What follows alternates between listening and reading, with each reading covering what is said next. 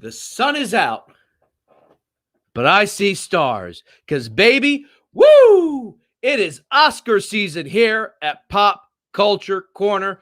Welcome, ladies and gentlemen, and gender of all ages on YouTube, here in the United States and across the globe for this special quick dip into the Oscars. We have a huge show planned for you tonight. Boy, I am excited to tell you. Robert De Niro, Al Pacino, Helen Mirren, Angelina Jolie, Johnny Depp are here tonight. In spirit. Welcome to this week's edition of Quick Dip into the Oscars.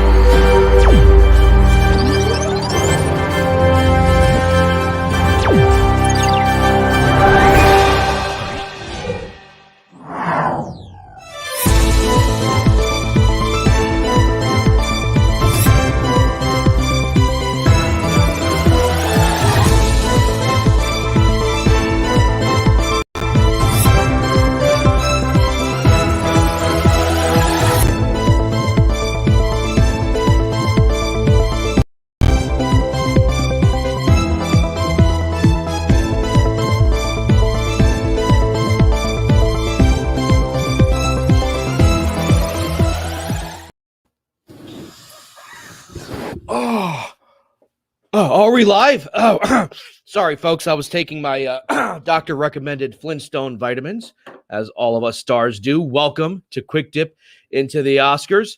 I'm going to be joined by our nominees soon. I want to ask you, have you been watching the Oscars? Have you been watching the Oscar nominated films? A lot of people haven't, and that's why we are here for you. So you don't have to watch these movies, because much to my chagrin, Godzilla vs. Kong was not nominated. Neither was a Snyder Cut. And maybe there's a case that they should be nominated. But folks, we got a lot to talk about. But before I bring in tonight's nominees, it's important to remember those who could not be with us here tonight.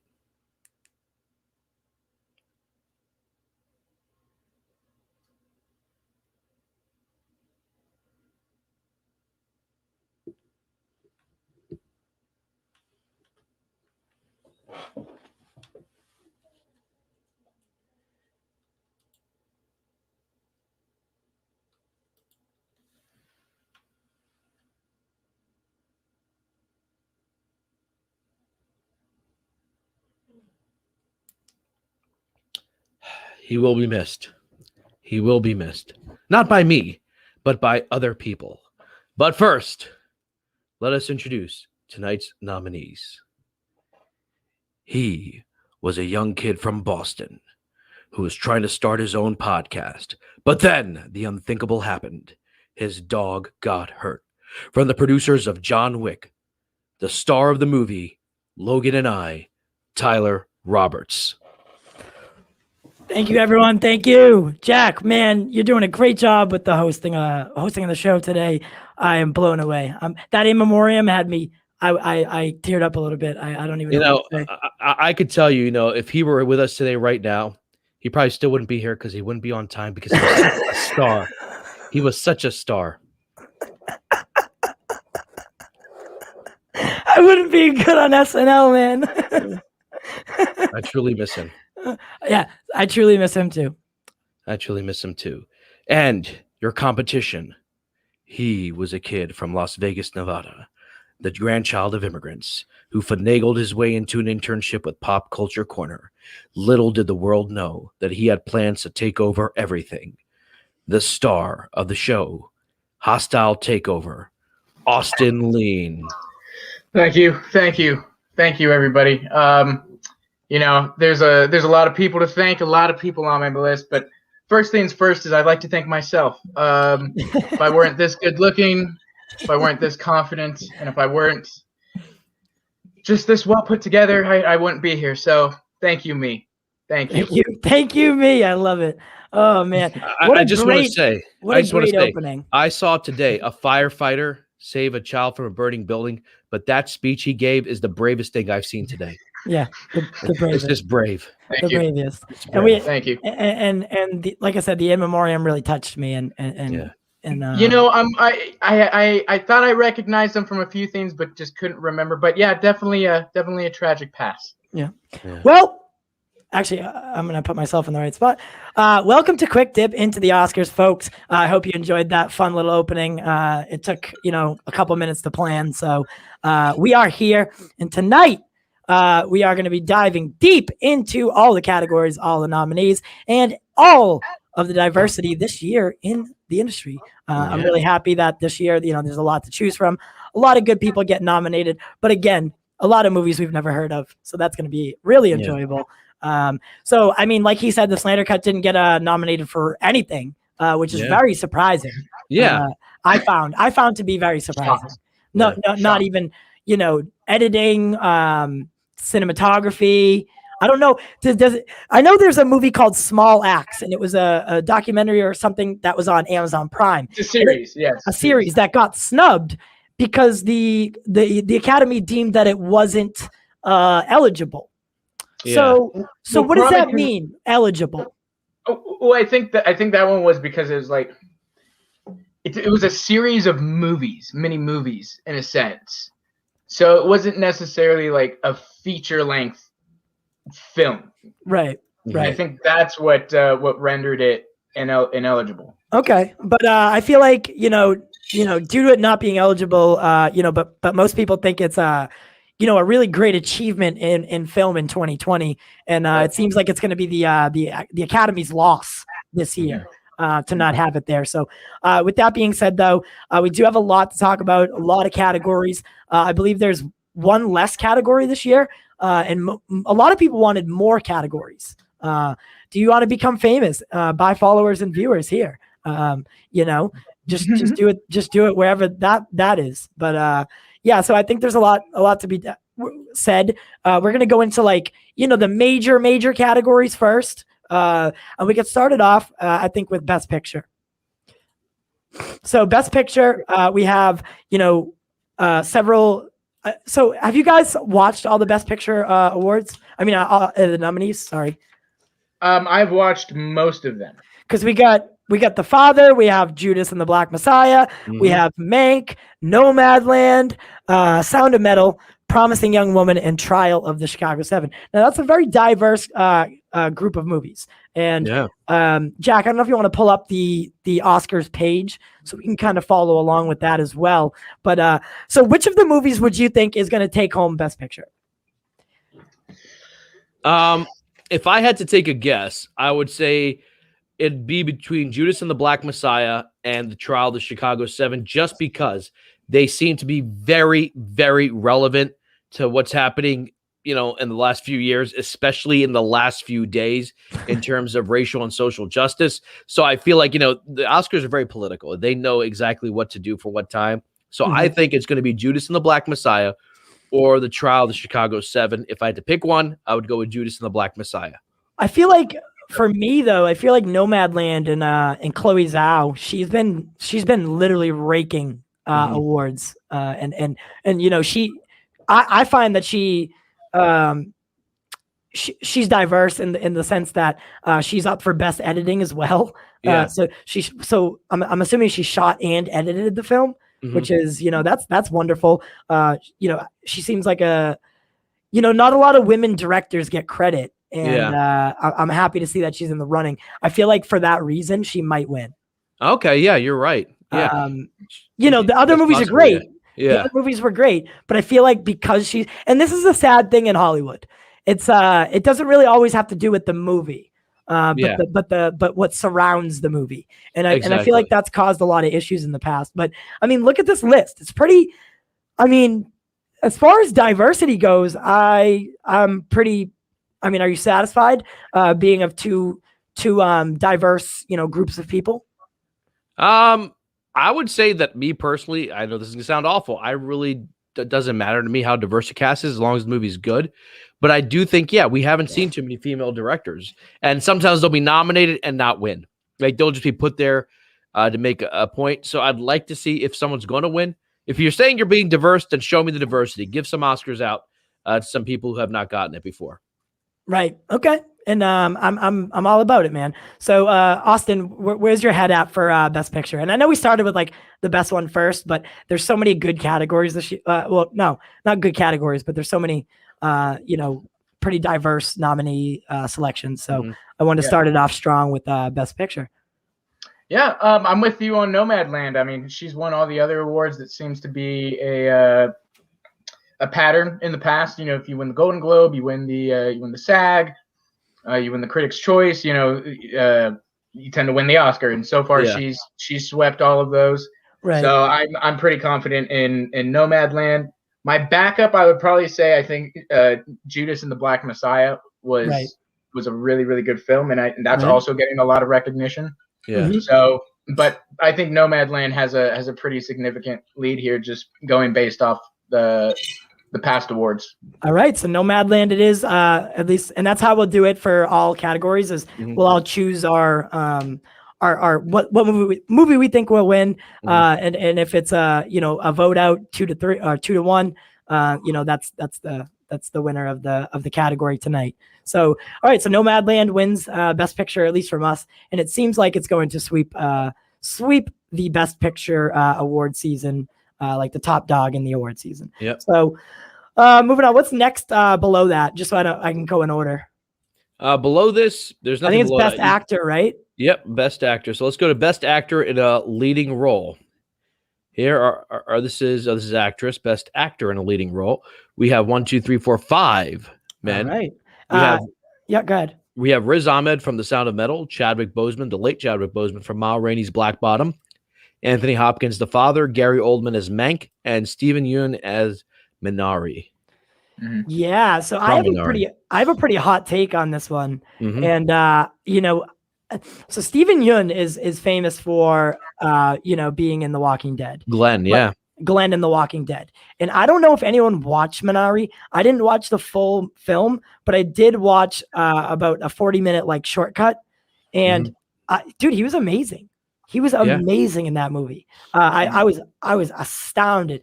Gary Oldman, I feel like everybody going into a film, I feel like Gary Oldman, everyone knows he's going to smash the role. And yeah, he did well in Mank. I think he was Gary Oldman. And then the same thing for Anthony Hopkins. So for me, it's going to be but like a three-way hardcore. It's a hard pick between Riz, Chadwick, and Steven. But I'd like to see who you guys are going with first. I haven't seen. Oh, go ahead, Austin. You go first. Okay. I think Chadwick on this one again. It's another one of those that and he gives it. I don't know if you guys saw Ma Rainey's Black Bottom, but it is a phenomenal, and it's eerie. The performance. It's incredible, and he absolutely would deserve it. But also, I think looking at the history of the Oscars, again, they do tend to give out the posthumous award after someone's passed away, and so I think again, Chad has a pretty good lead here for. And he did. Yeah, and he did earn the posthumous here. Absolutely, and yes, absolutely, totally earned. Very. And so I didn't hear what you said. Who'd you say was going to take it? It's hard, right? This is a hard one, actually, and I'm really like kind of torn on this category in particular. Austin, you think it's going to be Chadwick? It's Chad for me, yeah. Okay. See, I want Steven to win, but I kind of think Chadwick will win. Kind of like what Jack said.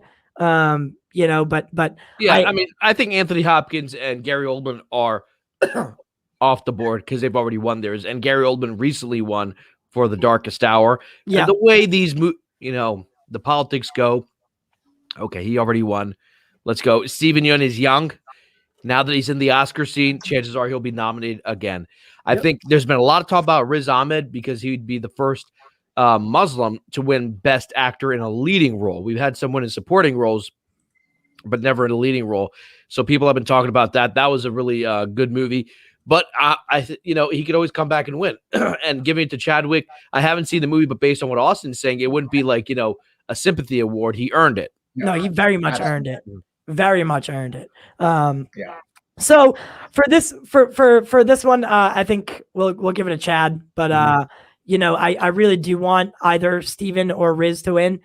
Simply because I mean, Chadwick's great. Chadwick is amazing in Ma Rainey's Black Bottom, but I do think Riz, especially Riz in Sound of Metal, it's hard to put him up against Steven, because Steven, I thought smashed it, and I want him to win this category.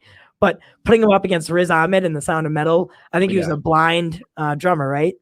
Deaf Drummer, right? And the clips that I watched from that movie, I mean, he also like just blew it out of the water. So that one I saw, and that one was a really intense performance. So yeah, but again, it's one of those that Okay, so we'll leave this one as undecided for now, and we might come back to it. But so far, I mean, for this one, at least us, it's kind of it's hard to pick between Steven and Riz. But if Chadwick did win it, I don't think any of us would be aggravated. No, you know. So, what do we got next? I think we got Best Actress, I believe. All right, here we go. This one is really interesting, actually.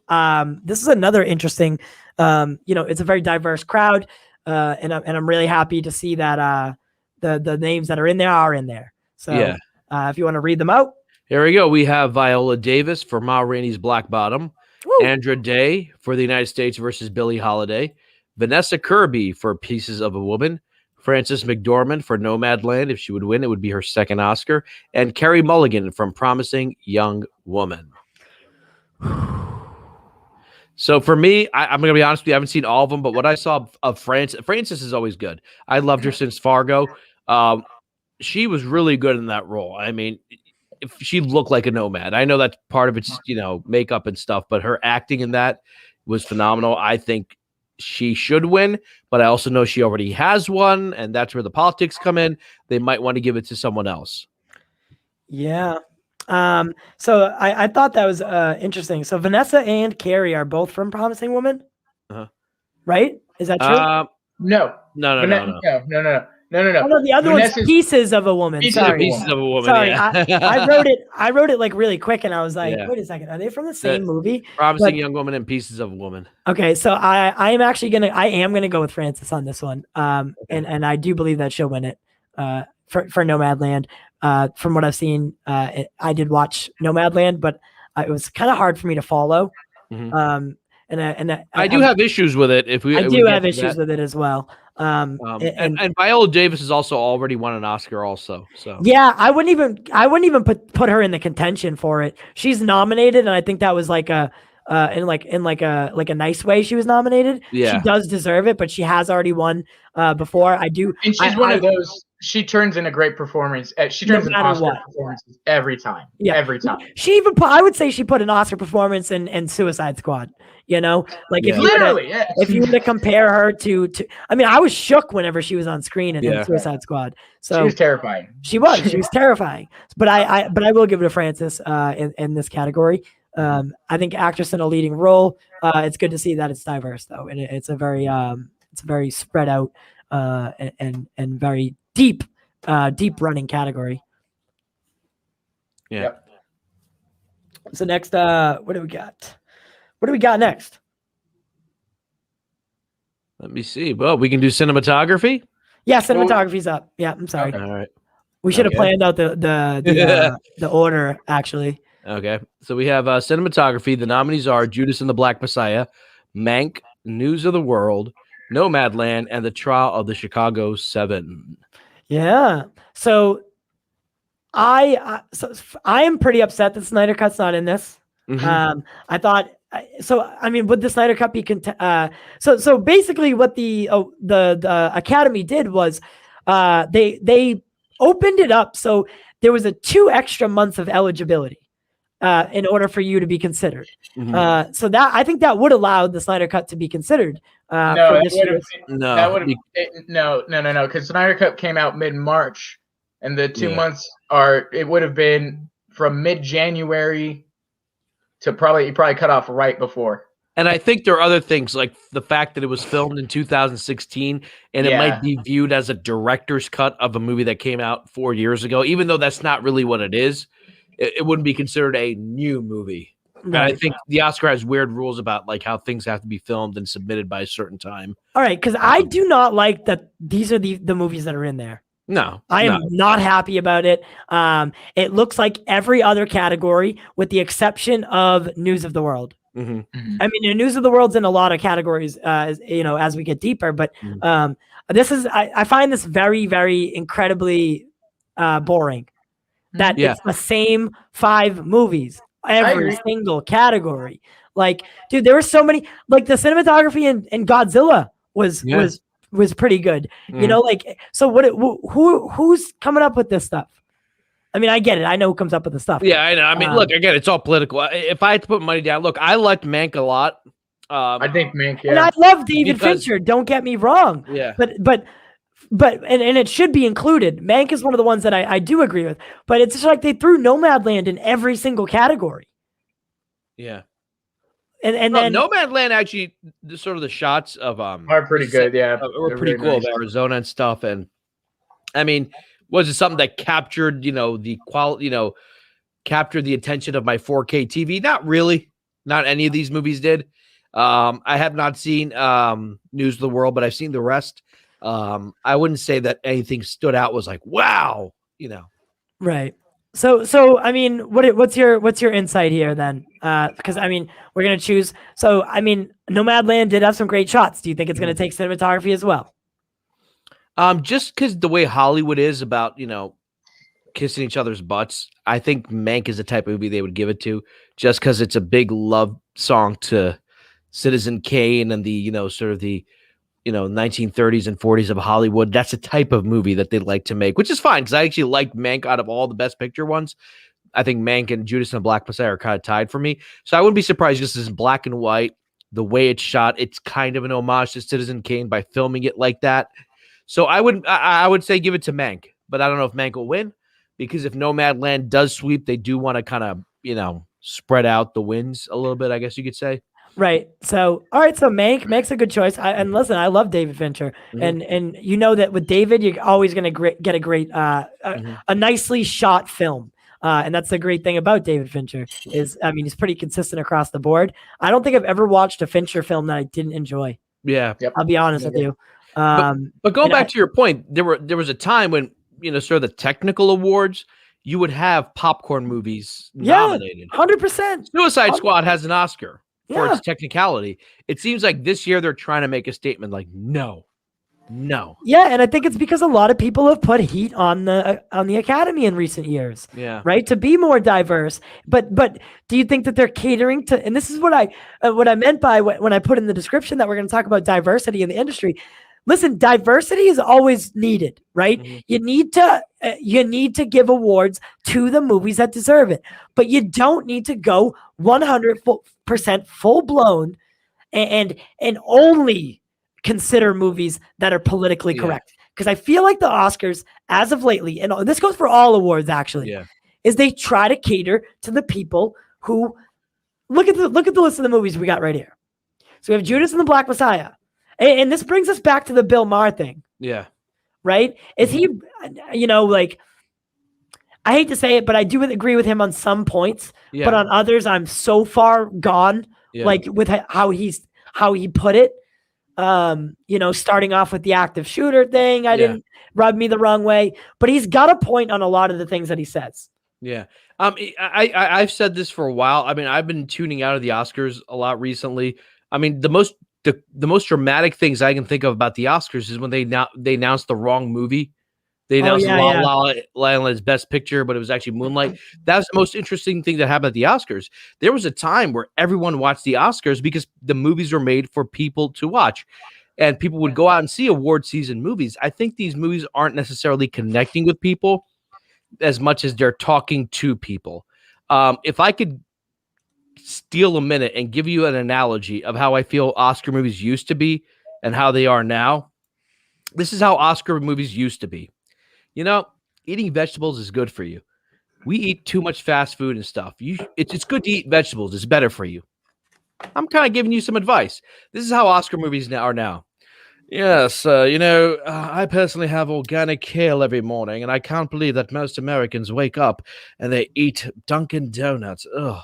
You should be more like me because I have a kale sandwich handpicked organic. You should eat organic too. And don't eat meat unless you're eating escargot.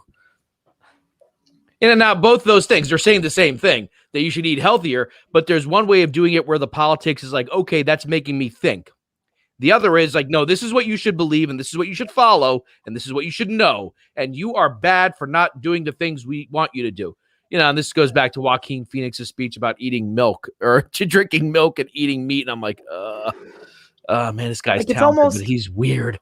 It's almost cringeworthy, like Yeah. at that point, like Yeah. where it becomes, like I said, it's all politically correct now. Like it's yeah, and like, dude, I agree completely with what you just said. Yeah. Like how you said it, the point you're making basically is it's like the way you frame things, and I feel like the Academy has framed things in a way where if it's not made by like an indie director who's a person of color, filmed, edited, she stars in the whole thing, she's every single character, you're not getting nominated.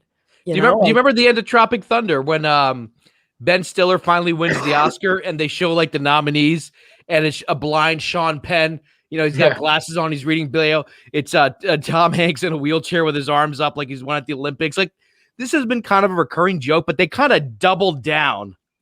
They're like, no, we're really going to look. I'll say this. In 1978, they nominated Star Wars for Best Picture because they saw what a technical achievement it was in storytelling and in visual effects. Now, did it win? No, but it should have been. I'm glad it was nominated. The Exorcist was nominated. In my opinion, Avengers End Game, from a technical perspective and a storytelling perspective, should have been nominated. Hell yeah. Not this year, but the year it came out. Yeah. That was a movie that was tying up 23 plot movies together. You had dozens of characters, and it got good reviews. It's not like it was a 12% on Rotten Tomatoes. This is a movie that got excellent reviews. It sits above 90%. So why isn't that at least nominated? The whole point of going from 5 to 10 pictures or up to 10 pictures for Best Picture was to include some of the well-made popcorn movies. The movie that changed that was A Dark Knight, because that movie was heavily penciled in 2009. But it seems like the Oscars now are about patting themselves on the back more so than, it's like they're preaching at you instead of making you think. There's a difference. There's a difference between a teacher who makes you think and a teacher who indoctrinates you, Right. Like, this is what you must believe, okay?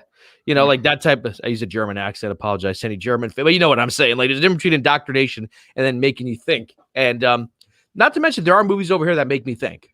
Judas and the Black Messiah made me think. Trial of the Chicago 7 made me think, but also had a little bit of that, finger wagging, kind of at the screen. And, at times, I couldn't help but when I was watching Manx see a little bit of parallel between William Randolph Hearst and Trump. I don't know if that was intentional, if that was just me, but like that type of. Austin, did you get that feeling? Yeah, a little bit. Like a rich guy with a young wife who runs everything, who's running for office. I'm like, okay. I mean, by the way, that did happen, but I wondered if that wasn't intentional, which is okay, but like, right.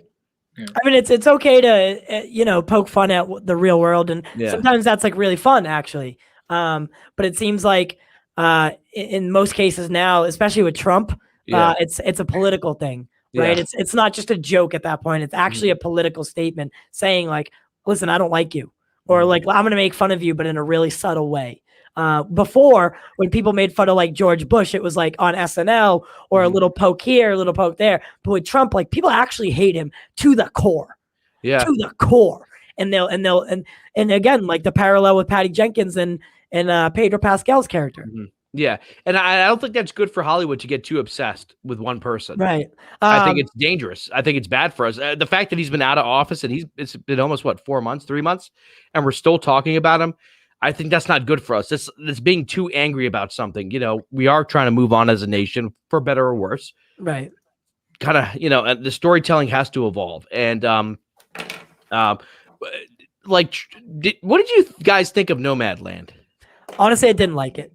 I thought the performance was great. I thought some of the cinematography was great.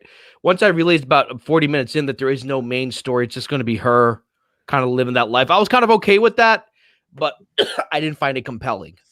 No, I found it really, and that's the thing about these Oscar, award season movies. Yeah. Is for the most part, and I'm going to go back to my point, and I'm going to stick to it, is the movie needs to be some sort of person of color who made it.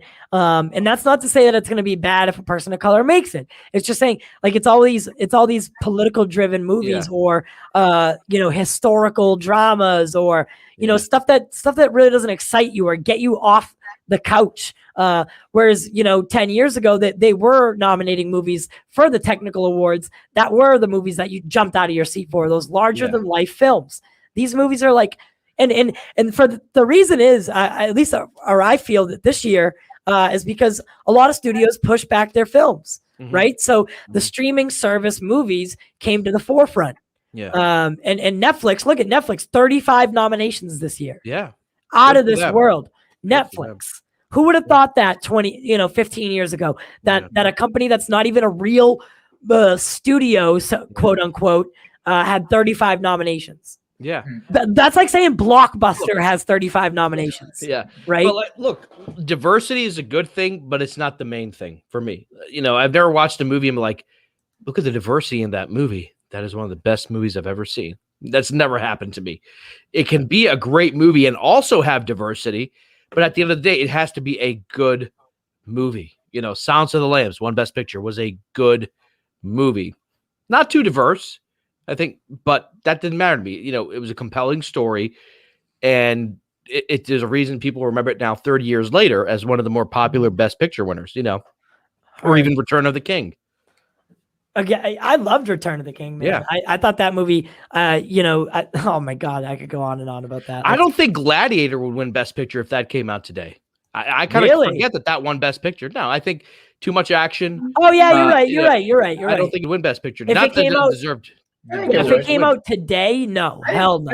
I think it would. No, Absolutely. No way. No way. If it was up against Nomadland, you think that would win Best Picture? You're out of your mind. Absolutely. You're out of your mind.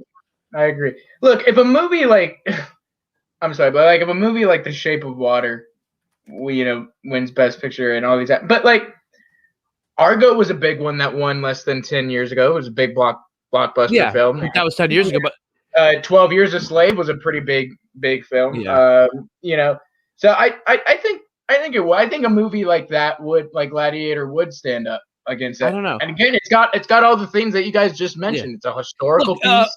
Historical piece. That doesn't mean, like, I feel it's not that it's just, look, my favorite Best Picture one of the last 10 years was The King's Speech. I love that movie. Oh my God, I could go on and on about that film. That was actually a pretty good movie. It's not that it's a historical piece. It's actually well told, well directed. You feel sympathy for this really rich king because he has a stuttering problem. Like, there's stuff nowadays. I feel like just because it is a historical piece, and it's making a certain political point, that's why it deserves to win. Not because the story is good or the characters are compelling. It's more about, it's like the litmus test, which points do you hit? And that's more important than the actual story, And I know we're comic book fans all over here, and we're not saying that, friggin', Spider-Man Far From Home should have won Best Picture. We're not saying that, but we are saying that there has to be something compelling. Okay, so Judas and the Black Messiah I thought was a compelling movie. Like, that's why I thought that was a compelling and as hell movie. Even if you're right or left wing, it's a true story. And when you do the research, you find out it was actually very accurate. They might have played along with the timeline, but that happens in every movie. Well, That's a compelling movie. This brings us back to your point about things like, what's the thing that we were talking about the other day, where people get their facts from historical films. Yeah. What was the Crown, right? Yeah, The Crown. Look, I would say The Crown takes a lot of liberties that it should not take, because a lot of people think like, oh my God, that's what actually happened. Two people having a conversation in 1955 in the palace. That's what was said to each other. And in a sense, we are kind of, I don't use the word dumb, but we're very open to suggestion. Gullible might be a better word. Like, that's exactly what happened. It's like, no, it might have, we don't know, but you can't take history and take it too literally. You can't watch any historical film and take it like that's what actually happened. Even the good ones, even one like Lincoln, which I think was a great movie. There's a lot of like, I have so many problems with that movie. Don't get me started with Lincoln, dude. Oh, I have so many problems with that movie, man. Oh, you didn't like that? See, I love that movie. I couldn't stand it, dude. I would rather watch Abe Lincoln Vampire or whatever than watch Lincoln. That was like watching a once great director like fall from just heaven. fall Really? from heaven. Really? I Fall I hard. loved Lincoln. I thought Lincoln might be one of Let my us favorite Civil War pieces. Anyway, let's not go. let us know in the comments what you think of We'll Lincoln. quick I'd dip into be Lincoln sometime. quick dip Yeah, into yeah. Let's do quick dip. into Lincoln. I'm dead. But I'm a big politics guy and I'm a huge Civil War guy, so I loved Lincoln. Like I but am there's- too. yeah. I just don't want to be bored and put to sleep. I was I really hear ya. bored. Oh, okay. I definitely hear you. Guys, with that being said, though, Oh, you like Nomad's Land? what? You just said you don't be bored and put to sleep, but Austin, you said you like Nomad's Land. Oh, I don't like it. I'm I consistent. thought it was okay. I'm I didn't think it's as bad as you guys said, but I liked it. I enjoy artsy films though, so I'm Okay, weird. all right. Heard. No, I like Heard. that too, but I, like agree. that one, I know I'm in a different that one tried category. my patience, is what I'll Right. say. Heard. But guys, with that being said, we're super happy to be able to do this. Today, we are. I don't know. We are Austin's gonna brought do to it. you by Kai CBD, a Las Vegas-based health and wellness brand that crafts a full-spectrum CBD hemp-derived product made with 100% love. The brand was created by a 20-year licensed massage therapist for her husband who suffers from chronic pain. Healing is what Kai lives for. Head on over to their Facebook or Instagram page. The links are in the description below, and mention Pop Culture Corner to receive 10% off of your next order. Go ahead and message them guys on their social media pages, and like I said, get yourself some CBD. Woo! Ooh. And we are brought to you by Bonk's Bar in Philadelphia. Bonk specializes in seafood and good times. If you're ever in the Philadelphia area, make sure to stop by. And on Tuesdays, our resident producer, Jack, that would be me, hosts trivia at the bar. If you mention Pop Culture Corner to me, you receive your first drink on the house. For more information about the menu or specials, visit the website for Bonks or their social media pages. All links are in the description below. Ooh, this one's super easy for me, guys. This one's super easy for me. Showcase. I've been going there since I was, a little guy. I'm just a little guy. I'm still a little guy, but since I was littler. But we are brought to you this week by Showcase Cinemas Deluxe. By the way, Mortal Kombat does come out on Friday and will be live from inside the theater for all-day coverage of the film. Make sure to get out and support your local theater. Even if it's not Showcase, guys, get out and support them. They need your help. They've always been here for you. So get out there and help them. See these larger-than-life movies the way they were intended on the largest screens possible. Showcase does offer X+, which is their large premium format theater. Not only do you see and hear the film, but you're becoming a part of it as well. Find out where your local Showcase Cinemas is by heading to their website, www.showcasecinemas.com. Again, that's www.showcasecinemas.com, or by clicking the link in the description below. Remember, Be Showcase Safe Showcase has implemented several protocols to ensure that your focus remains on the film, not on the pandemic, including new ventilation systems in each goddamn theater to ensure proper airflow so you don't get sick from that disgusting creature next to you. Disgusting. But that sanitizer. Don't speak ill of the dead. Sorry. Sorry. Sanitizer around every wall and so much more. Enjoy the movie the way it was meant to be, with a night out to the movies. All right, guys. Now that that's over. Yeah. Now that's we'll be live. I think. What time are we shooting for? 1:30 at Showcase. 1:32. I don't know. Okay. So probably like 2:30. Okay. So, all right. So probably. So Jack, why don't you go ahead and say that before we get back to this? Yeah. So, folks, if you've been following us, we are doing big movies at Showcase Cinema Deluxe. I encourage all of you, go to showcasecinemas.com, find your local Showcase. If you can't go to local theater, we watch Godzilla vs. Kong on the big screen, and you should envy us, because if you watched it on your iPhone or on your TV at home, you missed out. Missed out. So this Friday, go see Mortal Kombat. Then join us in the comment section. We're going to do a pre-show and a post-show where we'll discuss spoilers. Watch your local movies. Go. Woo! All right, guys. Yeah, back to it. So let's move on from cinematography. Right. I think what was best score? Yeah, best score should be next. We're not going to do makeup and hairstyling. No, I'm just kidding. Well, actually, we can stop. No, stop I'm by joking. it. I'm joking. I'm All joking. right. Yeah, so let's jump to best score. I love this category, man. I love this category every year. I don't think it gets enough love. Yeah. And I was really shocked to see that first movie there. Terrence Blanchard. I was very happy to see that first movie. Me too. I was surprised and I was happy. That movie got snubbed big time. I think honestly, that movie for me might be my favorite picture of last year. Really? Really? Oh yeah. I don't know if you guys have seen The Five Bloods, but no, I haven't. It's phenomenal. It's Spike Lee. If you guys like Spike Lee, it's a Spike Lee movie. Spike Lee joint. It's a Spike Lee joint, baby, and yeah, he absolutely. I mean, it's one of his best, really, and a lot of people are upset it's not nominated for more stuff. Wow. But yeah, I was really happy, I guess, to see it's won. I know Delroy Lindo is in that. Does he have a huge role in it? Man, and he gives a incredible performance. He's such an underrated actor. He was with Spike Lee and Malcolm X in the first back in the early 90s. He's always been like a secondary actor or a tertiary actor, but anytime I've seen him, he's always been so damn good. And I'm like, why wasn't he a bigger star?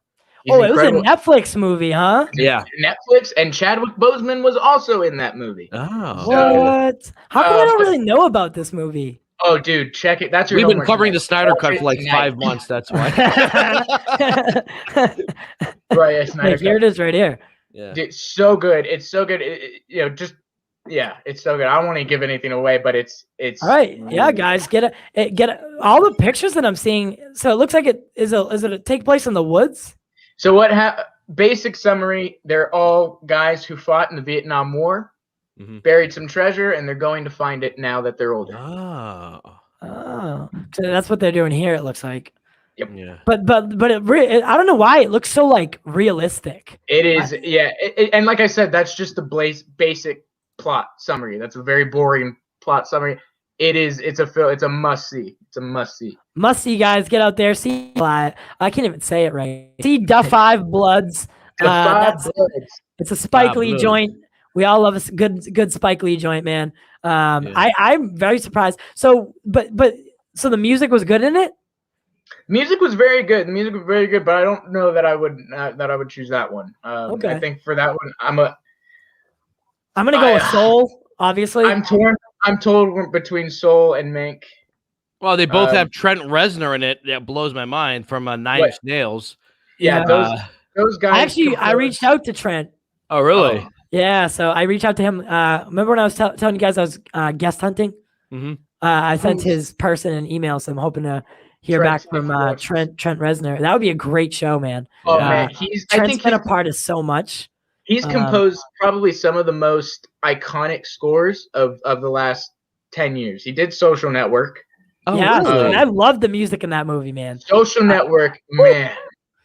Yeah. I really did. I like the music in the Social Network. It brought the movie to life in a way that I didn't expect it to. Because when you think, all right, listen, I'm going to go watch a movie about the creation of Facebook. What you think you're getting yourself into is a moderately boring, like docudrama, right? Yeah. Yeah. But then all of a sudden, it's just this amazing story. And the music just brought it to life, man. They did a couple of weird things with the editing. Like they edited in breath when it was cold. So it was actually cold that night when they shot that scene. And it's Andrew Garfield. And he's outside and he's kind of like sitting against the wall or something. Right. I don't remember exactly what he was doing. But his breath, they didn't like how it looked in real life. So they like, or maybe that's not the story, but I don't know. But they edited breath onto him. And it looked so fake, but those are the only issues I had with The Social Network. I thought it was a great movie all around. Okay. So if you haven't seen it though, go check it out, man. The Social Network's amazing. Really a hidden gem. Gem. When did the Adam Sandler movie come out? Uncut Gems. Uncut Gems. Is that this year? 2019. That was 2019. Damn. Did that win anything? We didn't cover anything in 2019. Obviously, we weren't around, but that was another massive snub. everybody pretty much agreed that Adam should have been at least nominated. Yeah. I mean, that performance, I think, blew everybody away. Out of this world. And listen, this brings us back to our original point. Yeah. Right? Because what if Spiral? What if Chris Rock delivers a touching, like unreal, dramatic kind of thriller performance? Yeah. Is he not going to get nominated because it's a horror movie? Possibly. That's crazy. I wouldn't even Especially say that. a Saw franchise. Yeah, but It's that's not crazy to me. I wouldn't say it's the horror movie, but if you're mentioning Chris Rock, it's the fact that he's a comedian. Yeah. I mean, Right. Look at Jim Carrey. Jim Carrey has done Eternal Sunshine of the Spotless Mind, Truman Show, the one where he plays that comedian, stand-up comedian. I forgot the name of. They made a documentary about it. Yeah, exactly. Yeah. I forgot what that's called. And he never got anything. Yeah. The only one I can think of is maybe Robin Williams. He won. Robin Williams is the only one, that I can think of that he successfully did comedy and drama. But a lot of these guys, Chris, Adam, Jim, they can all do drama. They're put in this box of comedy. Yeah. And this something I did want to talk about as well is real quick before we get into any more categories and choose our cinematographer. Mhm. So the Oscars are gonna so in this award season this year, what we've seen is a huge drop in viewership. I think it's like cut halfway almost. Yeah. Do you think that less people are watching the Oscars due to what we've been talking about tonight? Yeah. I think one, it's the talking down to. I think people don't like that, especially in tough times. Number two, I don't think these movies are all great movies, but they're not connecting to the audience right now, if that makes sense. And that happens. Citizen Kane was not a popular movie when it came out. It became popular after the fact. Same thing with the Wizard of Oz. But I don't think that these movies people are going out to spend money. Remember, aside from the Marvel movies, box office numbers have been dropping for years. Yeah. People are not going to see the movies. One, I think movies are too expensive. Number two, I think people try to go to the movies to forget their problems. And a lot of these movies, for better or worse, are reminding you of a lot of the problems in the world. That's what Bill was saying, to steal what his point. And people are like, Nomadland is a good movie, but it just reminds me how broke I am, how difficult my life is. And I'd rather see Godzilla on top of a aircraft carrier punching Kong, because that's not going to happen to me. Right. It's like, and that's what I've always said about movies for me, right? So if you've ever, and I've said this on the show before, you can go clip me saying this. Yeah. What I like in a movie is I don't want to be able to walk out my front door and be able to see this, right? Yeah. For my movies and TV, I like something that has a mystical element. I like something that has a dragon. I like something that has a big monkey punching a lizard, because I know that stuff isn't going to happen, hopefully, when I walk out the door, or zombie apocalypse or superheroes, right? Like those things aren't real. That's what I go to the movies for, is to get out of real life and go experience something. I don't want to go to the movies and watch something like Nomadland. I'll be honest with you. And I know that $15 sounds, for that. Yeah. Yeah. And I know that sounds ignorant. I know that sounds mean, but I don't. That's I also think, like, even if you are going to do like a serious drama, it should leave you with here's a good example. Shawshank Redemption. That's a movie. I mean, I was too young to see it in theaters when it came out, but that's a movie I wish I would have seen in theaters. And it's a movie I've seen many times, because even though it's about a guy who's put in prison wrongfully, the whole story is so driven. And at the end, the sense of hope you get, without spoiling it, if anyone hasn't seen it, it always puts a smile on my face, because I love the way that movie ends. Not that they have to always end positively, but a movie gets you thinking. It makes you feel something. I don't know if these movies make me feel something as much as they're trying to tell me something. Right. And trying to convey some political agenda. Yeah. For the director or the studio that's making it, and I feel like that's bringing us back to our problem is our problem previously is committees, movies made by committee, or if a studio is seeing that political agendas are hot right now, Yeah. they're gonna make a movie like this, right? So Yeah. they know that there's a huge audience for these historical pieces, depicting these not terrible stories, but Yeah. these stories that are like Nomadland, like Judas and the Black Messiah, like Trial of the Chicago 7. People are liking that stuff right now. True crime podcasts are smashing records. Yeah. Like out of this world smashing records. People are into that right now. So they're making more movies like that. And I don't it's not like I don't not agree with them. You go where the money is. And I enjoyed that. Like I saw Mank, but here's the thing: I went to film school, so I know why I enjoyed it. When he mentions David O. Selznick and Louis B. Mayer, I know who that is. But that movie expects you to know who those guys are. Yep. And the average person doesn't know who Louis B. Mayer is, or David O. Selznick, or even William Randolph Hearst. They might have learned about him, once in high school when they're learning about journalism, maybe. But then the movie expects you to know who they are, and expects you to see Citizen Kane, which I think you should see.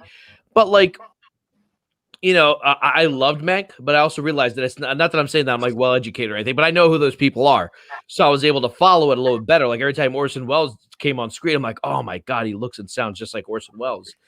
But they're definitely trying to cater to each other rather to the world, which is why I think TV shows right now are kicking Hollywood's butts. Everyone would rather watch a really good show on Netflix or on Hulu than watch, I think, Hollywood dramas. And I think to some degree, as audiences, you have to push yourself to watch these movies. I think it's like what Owen said in our interview. If you like popcorn, there's nothing wrong with eating popcorn, but if all you eat is popcorn, that's not good for you. I can say that by watching a lot of these movies, I learned something, I experienced something, I researched something, but do I see it? But that was me pushing myself to watch them. I was like, I got to make a point to watch some of these movies this year. Is the average person who's working, 9 to 5, 2 jobs, trying to struggle to make ends meet, want to watch that, or they're going to want to watch the Justice League? And you can't blame them. I'd rather watch the Justice League too, but I feel like Hollywood's saying, "How dare you?" Like that girl from remember the girl who's at the UN? How dare you, Greta Thunberg? How dare you? Oh, don't get me started on that little girl, because I don't want to talk bad about her because she's a little girl. But my God, whatever. But the finger pointing and all that stuff. Yeah. But yes, people don't care. And same thing with the Golden Globes. You know when people watch the Golden Globes the last few years? When Ricky Gervais was on it and he's making absolute fun. His speech to the Academy was one of the greatest things I've ever watched. Yeah. Ever. I wish I could play it. I really do. But that's why people watch it. And then when he doesn't host the Golden Globes, no one watches it because they want to see him crap on actors and, thank you, agent, thank you, God, and then F off. I loved it, Right. You want to go to director, best director? Yes, let's get the best director lineup here. So the nominees are Another Round, Mank, Minari, Nomadland, Promising Young Woman. Can you read the directors? I should have done this before, but I can't read that. Yeah. So for Another Round is Thomas Vinterberg. For Mank, it's David Fincher. For Minari, it's Lee Isaac Chung. For Nomadland, I keep wanting to say No Man's Land. It's Chloe Zhao, and Promising Young Woman, Emerald Fennell. Yeah. So I'll kick it off. I do think that Chloe Zhao is going to take this award for all the reasons that we specified earlier. And it's sad. It's sad because I do think Emerald Fennell could possibly deserve it as well. I think it's Emerald for sure. I'm going to take your guys' words for it. I don't think David Fincher's won an Oscar yet, has he? He hasn't, but this isn't the film for him. No, but this is such like a Hollywood film. Like this is the type of thing like that movie, The Artist, that they would like. Right. But but sadly, I do think that it was more of a consideration nomination, and it was to fill the lineup. I do think that if it's out of any two, it's Nomadland and Promising Young Woman. Emerald Fennell's, she did amazing. But Chloe Zhao, it's just something about her in award season this year. Yeah, she's kind of the buzz. Yeah, she's all the buzz, and I guess deservingly, a lot of people did really love Nomadland. I was not one of them, But Yeah, I don't think Nomadland was as good as some of the other Best Picture nominees. no. That's how I felt. I mean, Promising Young Woman, I didn't really watch too much of, but I didn't see that, but I heard it was good. I did watch a full breakdown of how she went about her business and how she her and the cast interacted, and I do think that Emerald is pretty deserving from what I've seen of her. Yeah, I think Promising Young Woman has a good chance. I mean, also too, we're looking at a year of movies last year that included New Mutants and Artemis Fowl. These were the blockbuster movies of last year. New Mutants, Artemis Fowl. There wasn't. It's not like those ones either are very Oscar-worthy pictures. So it's not like Tell me, New Mutants wasn't Best Picture worthy. Is that what you're trying to say right now? Come on, man. Dude, that was the first movie that came out in theaters post-pandemic. Just for that reason, it should be Best Picture.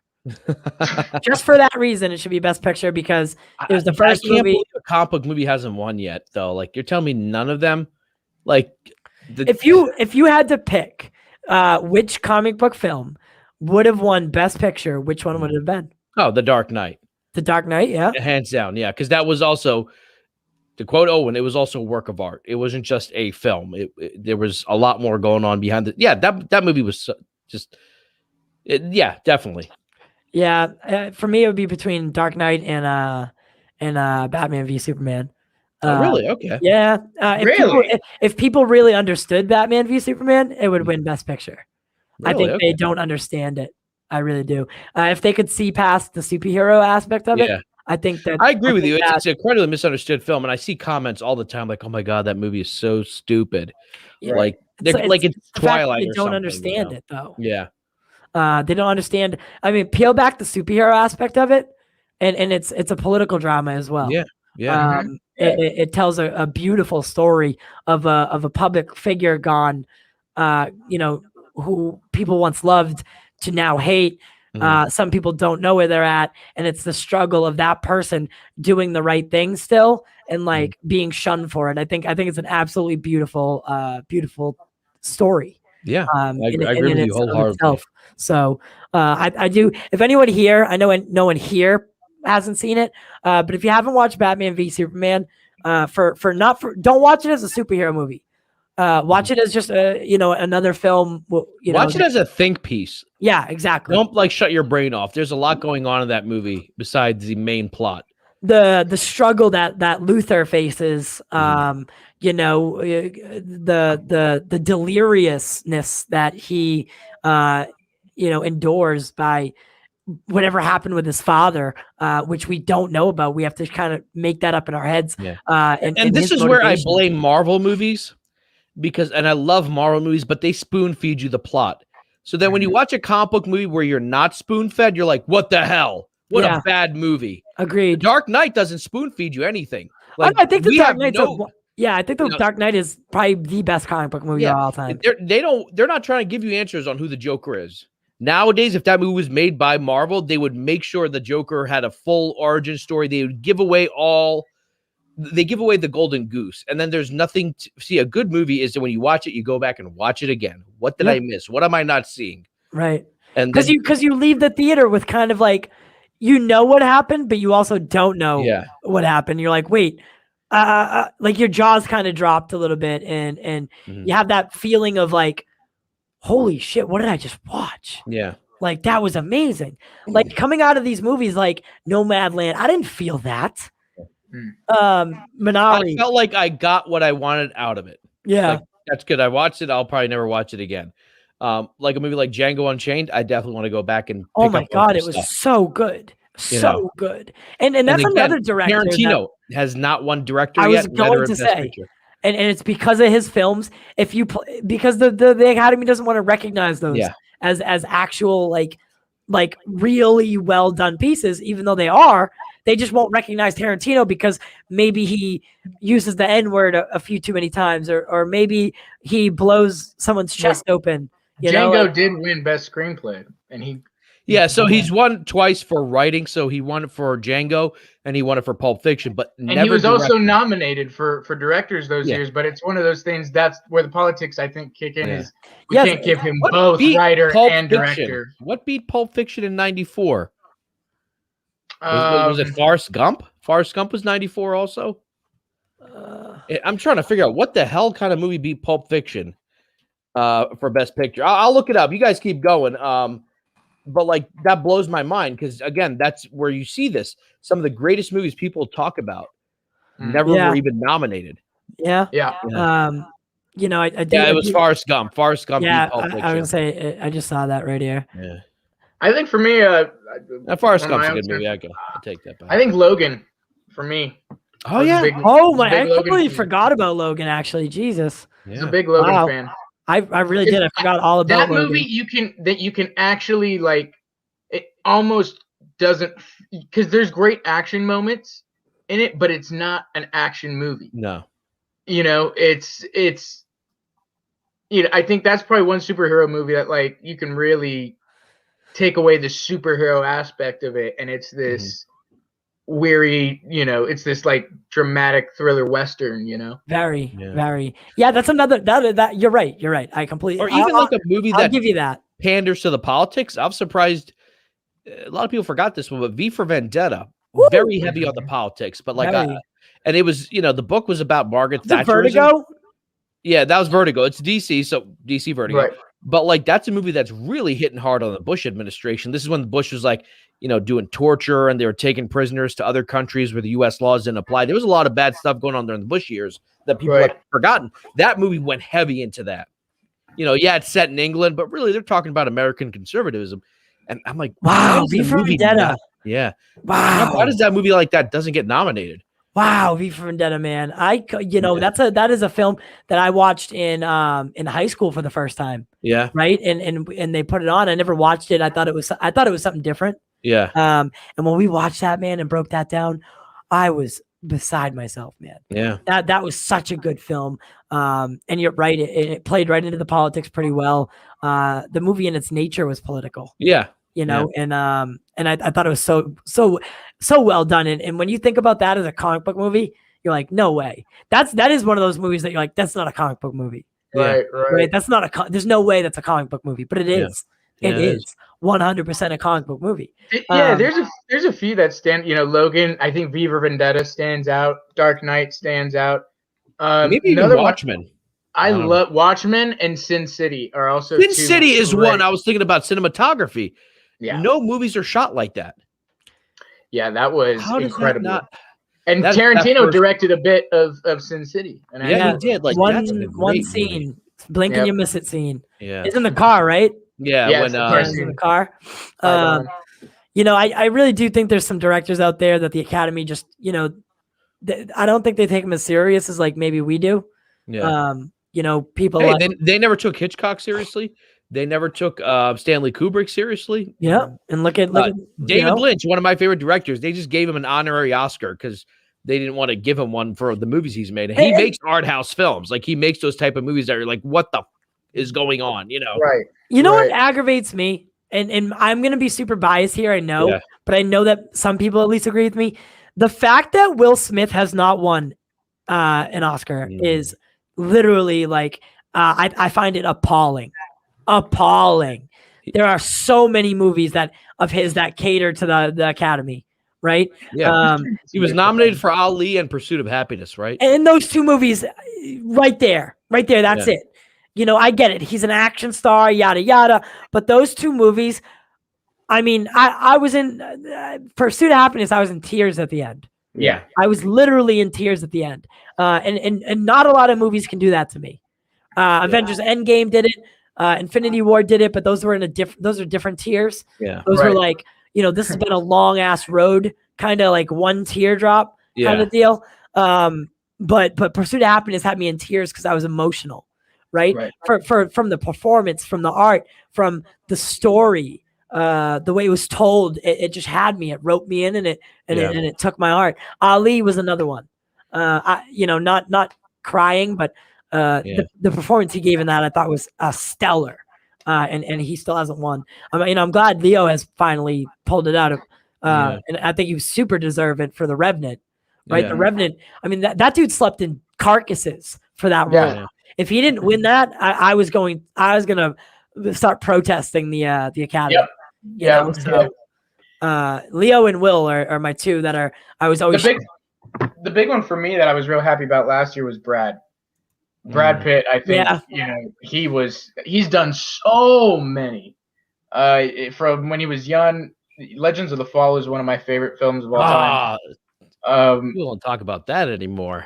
Oh yeah, I haven't even heard that in a long time. That's one of my all-time favorite films. Brad Pitt, Anthony Hopkins, and also Benjamin Button is another one that was just like wow. For me, the one that hurt was when Michael Keaton lost to Eddie Redmayne, because I thought he was great in Birdman. Because Birdman was one of my favorite films of all time.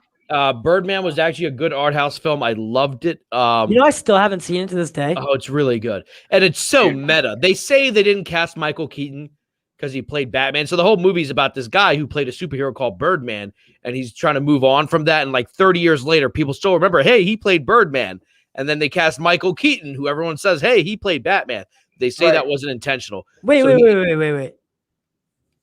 So in the movie, they say, hey, he's Batman? He's Birdman. No, but like the meta parallel is there is that the character in the movie played a character called Birdman. And then Michael Keaton played Batman both 30 years ago, and he can't get away from that role. Right. Both the character and the actor. And Michael Keaton, I remember it looked like he had a speech ready, and then they gave it to Eddie Redmayne for The Danish Woman, which again, purely political. I'm not saying Eddie Redmayne's not a good actor. I'm just saying that was one where I thought he should have won because it was really a great role performance that he gave. Yeah. Kevin. Right. Kevin, I'm not really sure what you mean by this. So that's a reference to the Academy. So like during the actual Oscars, if someone gets up, like one of the nominees gets to get up to use the bathroom, they literally have someone come sit in their seat, a filler person. No way. Yeah. No they have way. actual filler people on standby. So like when Michael Douglas got to take a pee-pee, someone sits in his seat to make it still look full? Yep. That's a real thing? That's a real thing. Oh my God. Yeah. Yep. I didn't know that. Tell you everything about the I thought he was dogging us, dude. I was doing it one year for Helen Mirren, and my God, was I working overtime. That woman has got a bladder. Like, no, you did it? No, I'm kidding. Oh, I thought you were being serious, man. I was like, what? What? That was a Spanish guy sitting where Helen sits. Wow. No, I thought Kevin was dogging us, dude. I was like, what does that mean? No. Austin says, sound like, can you get me another drink, please? Thank you, sir. Kevin, for anyone who didn't see it, by the way, this is a reminder to anyone in the future as well. If you didn't watch the intro, I would definitely go back and watch that. It was pretty funny. I definitely had a good time with it. Yeah. I think we got to do that more often. So go back and watch the intro. It was pretty well done, I thought. So next category I think is best editing. I think, did we do editing yet? No, we did not. Thank you. So Jeffrey Ford should be in the category for everything. No, I'm just kidding. But shout out Jeffrey Ford for being the best editor I know. Mm-hmm. So I want to read them out. There we go. Oh boy. Wait, is it the same exact ones as the ones we read last time? Almost. It's The Father, Yorgos Lamprinos, Nomadland, Chloe Zhao, Promising Young Woman, Frederic Thorvald, Sound of Metal, Mikkel E.G. Nielsen, and Trial of the Chicago 7, Alan Baumgarten. Wow, that really sounds really familiar, man. I don't know. Yeah, I mean, no superhero movies at all. I mean, they used to for editing. Even like some of the Transformer movies would get like nominated. Yeah, I'm surprised even something like Tenet didn't get on here. Yeah, Tenet. Yeah, I'm saying that movie didn't get any. I think Tenet got one nomination. It got one. I think it got one nomination and that's it. And listen, say what you want about Tenet. I thought it was a good film. The audio was, and I don't think it would get best editing because the audio is so screwed up. Yeah. But that's sound design. That's sound design and sound effects. The editing was not bad. the actual you're talking editing and the picture, the actual way that the movie is cut and flows. But Because the sound design is different. But do they have a sound design? Yeah, they have category best sound and all that. Yep. Yeah. Oh, I didn't even. You want to realize go there? Because I have really nothing to say about this one. I don't Yeah, either. right. For film editing, Sound of Metal will probably win. If I'm Yeah. gonna be because of the nature That's of the the most film. creative. To be It's the most honest, out of all creative. of them. Yeah. What's up, Gavin Maybe I'm Cooley, wrong. my Maybe they man? figured it out. Gavin Cooley, we're still waiting on your Patreon, man. Still waiting on that Patreon payment, but you know, I So still this love is you. where that would come in sound. All right, so Tenet has no place in this category. The sound was atrocious. The editing of that sound Dude, was that even more song at the end of the atrocious. movie was so cool, though. The Plan by Travis Scott. I listen. The music that was used was really good. The way that I had to turn up and down my surround sound to not either blow my eardrums at one point or to be able to hear it at the next second. Something was wrong. Something was off. Tenet is nominated for Best Achievement in Visual Effects and Achievement in Production Design. So it's 2 nominations. Yeah. Okay. I thought it was. And that's totally understandable. He took a literal plane and ran it into a building. I get that. I give him props for that. Yeah. At least he's the last filmmaker still doing stuff like that, you know. Right. Hell yeah, man. Hell yeah. I love. I mean, everyone. I think it's all of a sudden this year because of what he did with Warner Brothers. Yeah. Like he's like the only one that really like spoke out against them, like publicly. Was like, listen. Oh no, there was one other one. Who was that? It was Chris Nolan and Denis Villanueva. They kind of spoke out against Warner Brothers, and I think they got a bad rap for it, for not being cooperative, I suppose. Yeah. But they're just looking out for themselves. They kind of got tagged as greedy, I think. But Chris Nolan, man. I will say this: the film Tenet definitely feels like Chris Nolan at his most. Tenet was a sexy film, man. Tenet was. It was pure Nolan. It was Chris Nolan at his most Chris Nolan. Yeah. And I think it did get. It felt to me. It felt a little arrogant at times. Still a great movie. A little pretentious. Yeah, you can't. But it's so hard to criticize a Chris Nolan movie because they're so damn good, and there's literally nobody who's making movies like this anymore. Nobody. There's no person. We need Chris Nolan and we need his apprentice. So I do think Soul will take sound again. Okay. It's one of those movies that I think that most people love. And it was a touching story. And as far as like animation and music go, those played a big part in Soul. And I do think the music of Soul is that's what the movie's about, right? It's kind of like a sing-along thing, I think, right? Am I right? No, it's not sing-along. I didn't watch it. It's not a sing-along? No. It's not a sing-along at all. No. It's not like they don't break out in song in that movie? No. Actually, I would. If you haven't seen Soul, I highly recommend it. It's pretty darn good. It's Disney Plus, right? Yeah, it's not a musical or anything about that, but it's a. All right, maybe Sound of Metal wins then. I don't know. Yeah. Hey, it's about sound. Yeah, it literally has it in its name. Yeah. So and my dad really liked it because he just got a new pair of hearing aids and he could relate to that feeling when your hearing starts to go and like the panic. Oh man. Yeah. Like you're a young person, you're healthy, all of a sudden you heard that like that humming. He didn't act like that guy did, but like my dad said, like you really start to feel like like that's like such a scary feeling, man. Yeah. Because like eyesight and hearing, like they're like essential to living, right? Like or they're okay, that sounded arrogant, but they're really like taken for granted. Yeah. When they're gone, like for us, like right, for doing the show, like hearing is obviously imperative. Yeah. Right. And if we could no longer do maybe we can get Justice to learn sign language and he can just be in the corner there. And it'll look like he's doing gang signs. You're like, what the hell is he doing, Oh, I did sign language yesterday. I said, welcome to TY's corner. I actually learned how to do T and Y, but my hand got cut off. Oh, that's so cute. TY's corner. So Sound of Metal or Soul. I don't think News of the World, Mank, or Greyhound would win this category. But again, I've been wrong in the past. What do you guys think? I would say Sound of Metal, just because. Sound of Metal. Yeah, Sound of Metal. It's kind of in the name. Yeah. Honestly, the Emmys will be Yes. popping this year because of streaming. True. Yeah. For sure. That's the one I'm really hyped for. I don't know. Do you guys want to do like a watch along this Sunday, or do you want to wait for the Emmys? I'd rather do it for the Emmys. I don't know about you Okay. guys because it's not going to be live. I don't know. They used to be funny. They have no host. Part of what made the Oscars there's no great was a host host this year. They used to have Billy Crystal, Steve Martin, Chris Rock did it a couple of times. And they were funny. You know, like they would Hugh Jackman. They would practice for months to sing, to dance, to do all that, and like they took all that out. Yeah. Because Is that Kevin just Hart for made a this tweet. year? No, they didn't do it last year either. Oh wait, really? No, they had. Was that when was the Kevin Hart thing? That was 2 years ago. So who did they have that year? Oh. Because is that why maybe they don't want to deal with that anymore? It seems like that's the last year that they had a host. At some point, yes, they didn't have one for 2020. Didn't Kimmel host the Oscars? Guys, it might have been Kimmel actually.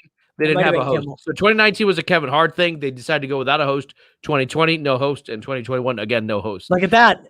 Kevin, you're the one who lost the host for the Oscars, man. Yeah. All because you said something 10 years ago. At some point, some movie studio is going to say "F you" to the audience. Like, you Hell know what? yeah. No, someone has Dude, to. I would have let Kevin host that show. Yeah. He said that 10 years ago, dude. Like, he said it jokingly. He said it in a time when it wasn't like no one went after him when he said it. There should be a statute of limitations on these things.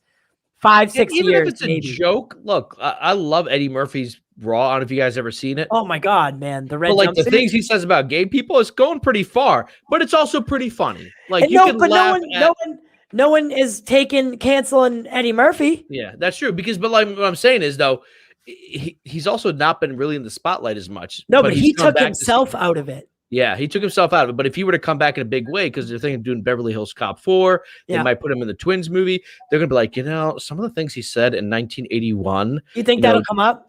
Oh yeah. You think that's all that's all people do now. Like they just go on the internet and find something you said 20 years ago to bring you down. And the ones who apologize, they always go down. If you don't apologize, Dave once Chappelle doesn't apologize. Yeah, once you apologize, you're guilty. Yeah, you've apologized for it. You must be guilty. When Dave Chappelle did his bit special last year called the Alphabet People, I'm not going to get into what it was. I was like, he's in trouble. He just didn't apologize. No, I'm not apologizing. I commend it. And we don't apologize. Dave Chappelle and Eddie Murphy, in particular, are like the legend comedians. Yeah, I mean, we got other guys, some of the old timers. You got Dice Clay, Richard. What was Richard's I'm a big last George name? Carlin fan. That was my boy. What was Richard's last name? Pryor. Richard Pryor. We got Richard Pryor, but I think Eddie Murphy is probably the comedian legend. And he only ever did 2 stand-up specials, which is I know it, but he could walk up on stage right now and murder it and just murder it. Yeah. I think Joe Rogan is pretty. I've never seen the stand-up. Oh man, it's awesome. Is it? Okay. Oh my God. You got to watch like Triggered and stuff. Okay. Oh my God. I watch that on repeat sometimes. Okay. Watch Triggered by Joe Rogan. I watch any of his stand-ups actually. Okay. But yeah. So all right, so best sound. Going to Sound of Metal. Yeah. Next up we got what do we got in the brands? We've done all the ones, I think. Yeah, I think we did all the main ones. Yeah, so Chadwick Boseman's Chadwick Boseman is probably gonna get, I think his wife will Mm-hmm.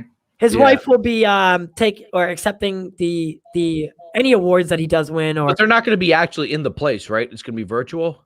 I believe so, yeah. Right. Will the Oscar already be with the winner, I guess? Is that how they do it? And they like just pull it out?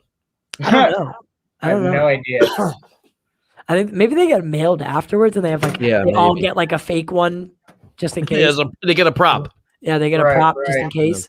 And then the real ones get mailed out afterwards, or I don't know how that works, but actually that'd be fun. While I continue to talk, maybe you can figure that out. Okay. All right. So, I'm really happy. I really like that, they're paying tribute to Chadwick Boseman. His career was, cut way too short. Let's all face it, right? It's way too short to have your career cut like that. But what he did with the time that he had, is some of the movies that he was in and some of the performances he gave, even in superhero movies, right? His performance in Black Panther, his performance in Civil War were breathtaking. When he was on screen, you felt something. Something about him gave you, these itches. Like when he first made the appearance in Civil War, my stomach turned a little bit because like I was like, who's this guy? Oh my God! Like he's kind of like an enigma at this point. And then we found out, that's Chadwick and playing T'Challa. And, he embodied the character, embodied him. And it seems like any character he does step in to take, he embodies that character. Jackie, right? Jackie Robinson. In 42. He played James Brown, I believe, right? I believe he played James Brown. Yeah. And he embodied James Brown. And Thurgood Marshall, he embodied. Like, it seems like any character that he put his mind to, it's like he became that person. And, that's what I really liked about Chadwick. So rest in peace, Chadwick. We'll give you a little moment of silence here. Started now.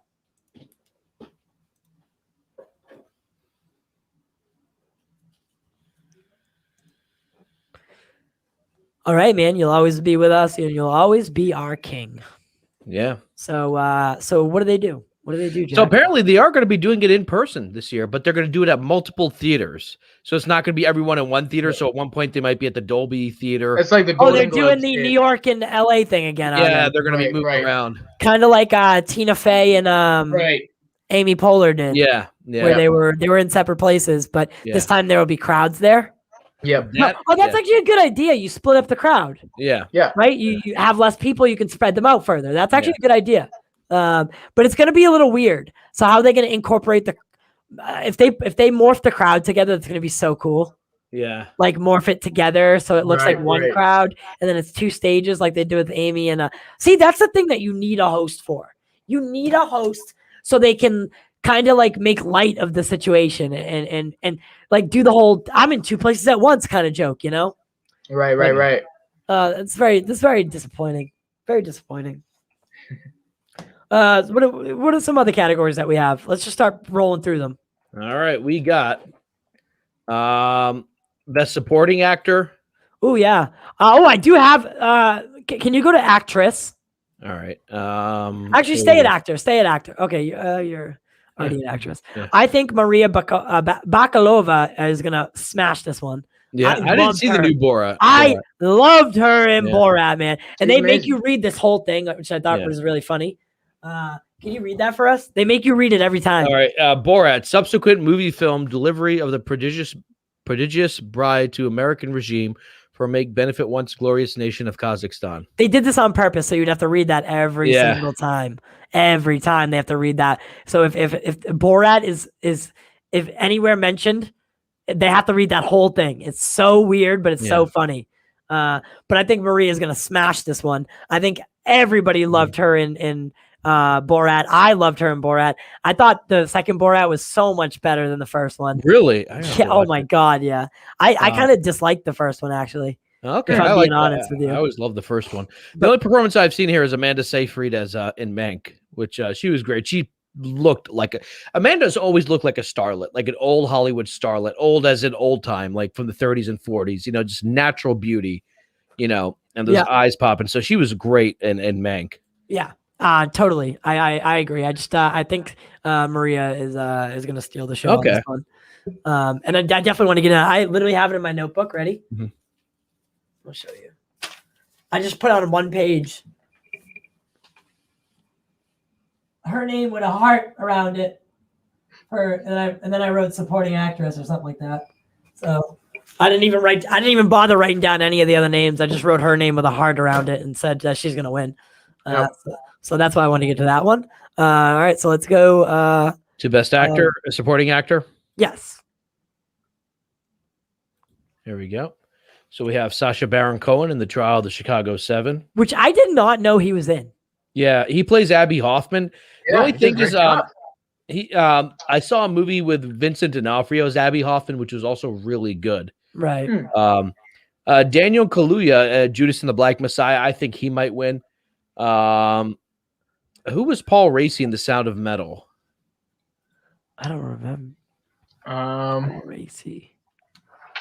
I don't even know who Paul Raci is. Okay, he was the guy at the church, the one who teaches him how to. Okay. got it. And then I don't know who Lakeith Stanfield is either. Lakeith Stanfield, Judas and Yeah. the Black Messiah. But actually, you know what? Daniel is gonna probably win this one. Wait, hold on a second. Lakeith Stanfield was the main character. He plays the informant. The main. Who was the one who did the weird speech where he was muted?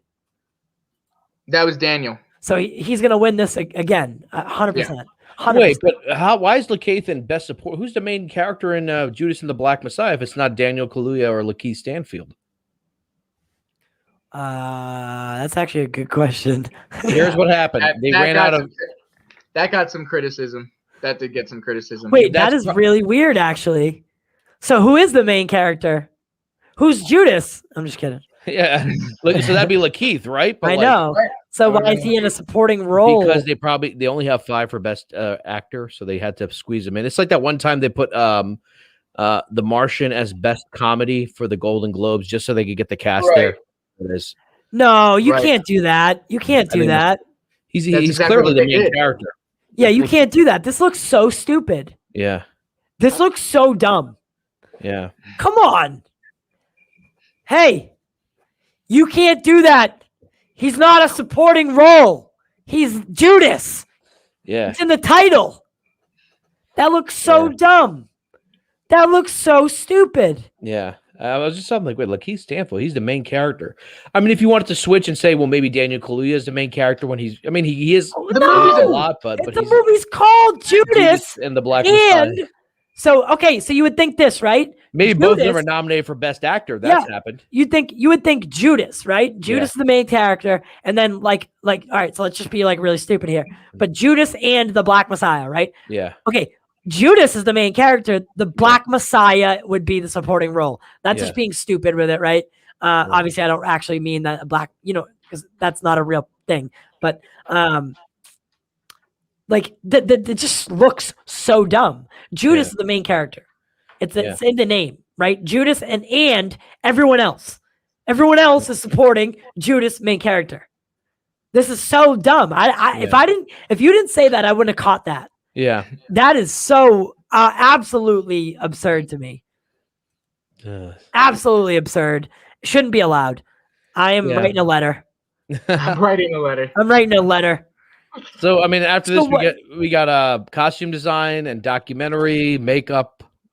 All right. Yeah, let's roll. You want to do them? Yeah, man. Do them all. All right. So, documentary, man. I haven't seen any of these. I haven't seen any of these. My God. None. I'm going to go with Crip Cramp. Dude, I watch a documentary every single night. I have never heard any of these. Yeah. Literally, I'm not kidding you. I watch a documentary every single night. And I watch every documentary that's worth watching. None of these were in any of those categories. Yeah. What is My Octopus Teacher? That doesn't sound like it's a good documentary. Tiger King should have been nominated, but that's more of a show, I guess. But I guess that was last year, though. That wasn't. That was a show. It wasn't a documentary. Documentary film. I don't know. No, Q Into the Storm. I thought was really good, but I don't think it qualifies yet until next year, due to the cutoff or whatever. There was a documentary about a guy that infiltrates something that I can't remember exactly what it's about, but I feel like that one should have been nominated. I think that's actually The Mole Agent. Actually, you know what? I think The Mole Agent is the one I'm thinking of. Let me look. I think The Mole Agent is the only one that I recognize then, because it's like a German guy. He's a really old. He's in a nursing home and they recruit him to infiltrate something. Okay. And it was really, really good. It was in another language too, I believe. Yeah, that's okay. Yeah, that's this. All right, so I do know one of them. Okay. All right, so okay. All right. All right, and then we also have all right, so I guess I'm gonna say The Mole Agent wins because that's the only one I recognize. Makeup and hairstyle. Pinocchio. All right, Pinocchio. Good. There we go. We got short film animated. Ooh. Have you seen any of these? Nope. None of them. I've not seen any one of them. Let's just let's take a fun guess here. And let's go with Genius Locky. All right. All right. All right, genius. And then short film live action. Short film. I haven't seen any of these either. God damn. The Letter Room looks good. Yeah, there we go. Elvira Linda Sofia Soda Ravendi. Yeah. This is a real terrible breakdown. Yeah. Terrible I don't think people at the people who vote at the Academy have sat and watched all of these. Oh my god, come on. Best original song. Okay, so Fight for You. I don't remember. Popular. The thing is like I would have to hear them again in context, right? Yeah. Like I would have to. You couldn't just give me a piece of paper and I know exactly which song from Judas and the Black Messiah you're talking about. Like, yeah. I guess in some situations you would be able to. How's this? The one at the credits. Yeah. Oh, yeah. Okay. Yeah, I know that obviously. But if you were gonna say that, like, give me Allison Crowe at the end of Justice League. Yeah, why not? Give it to me. Hallelujah, baby. I thought she absolutely that is another thing that made me tear up. Maybe I just cry a lot. Who knows? Yeah. But and that's another one that I thought was, touching. Yeah. And if any of those songs right here that we're seeing did that for people, that's probably the one that's gonna win. So if any of these songs really touched you after the film ended and like really like, because what the credit song does, what the credit song's supposed to do at least, is allow you to express what you just felt, seen, and heard, right? So it's supposed to embody the movie in a way that allows you, like the movie's over, like you can like kind of like decompress, right? Yeah. So that song's supposed to help you do that. And I thought Hallelujah with Justice League does just that. A lot of movies like the Transformer movies, I thought did actually a really good job with it. Yeah. Using, but they won't recognize that. I mean, exactly. I think superhero movies have great, not songs, but musical scores. They never nominate them. Yep. Anyway, so then we have costume design. And no superhero films in this. I'm gonna go with Mulan. Mulan, I think. Yeah, they gotta get that Chinese money, so they're gonna. Wait, I keep hearing that. Tyler, what superhero film are you wanting to be on this? Like I said, the only one that came out last year was New Mutants. You know what? I do keep forgetting that last year was like pretty rough for everything. Yeah. Right. You're right. I do keep forgetting that. You're right. Yeah, Mulan, I think so. You know what it is I'm like lumping in the Disney Plus shows at this point in my head. Okay, in my head, and I'm thinking like WandaVision could have taken some of these, but again, that's the Emmys. So the Emmys are, I think, going to be a lot more fun. Oh yeah. Well, you have WandaVision, Mandalorian. I think I read they are going to submit Sebastian Stan and Anthony Mackie for Best Actor. Hell yeah, dude! So, I think they're Sebastian Stan especially. I think is really killing it. And Austin and I had this conversation. I wish it was Thursday already, man, because I wish we were staying up for that episode, man. Tomorrow, I can't wait, guys. By the way, guys, tomorrow we will be doing a watch party as soon as Falcon and Winter Soldier drops. At 3 a.m. Eastern Standard Time, midnight Pacific. And Ty, you're doing a show at 7, right? 7:30. Oh yeah, sorry about that. Let me share that actually. Mm-hmm. So, Nicotina, the four nerds reached out to me, and they wanted to, do something nice, and they wanted to. Pay homage to my mom and do something nice and raise money for breast cancer awareness. Oh, okay. So they reached out to me and they asked if that would be okay with me. And I said, I think that's a really great idea. It was something that our show was going to explore, but maybe, we're taking a little bit more time just so, it's not in my face. But the way that they proposed it to me, I'm really like excited for it. So here's the show. If you want to head over to Nicotina and find out where the show is going to be, it's going to be on the Four Nerds. And they made a nice little thumbnail of me. And I don't think they mention it here because it's supposed to be like, I think it might be a surprise too, or something like that. But there'll be a link in the show that you can donate to breast cancer. And I find that really nice. And I'm actually going to be going to Dallas with the four nerds on March 15th to March 16th.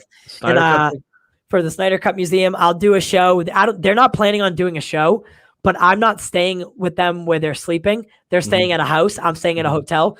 So I was thinking we could do a show, and we could, go over some of the pictures that I take. Yeah, definitely. So I'll be remote from Dallas. You could do a virtual tour with your pictures. Like when I walked in, on the right hand side was this, Yeah, I'll do that too. I'll take a picture like every direction, and we'll do like kind of a virtual tour. But yeah, guys, so I'm gonna be doing that. We'll do that on May.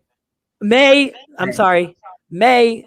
I don't know if we're flying the 15th and then going the 16th, or are we doing same day 15th? I'll announce that as soon as I know, but that's going to be a really good time. So I did want to go, but my mother had complications.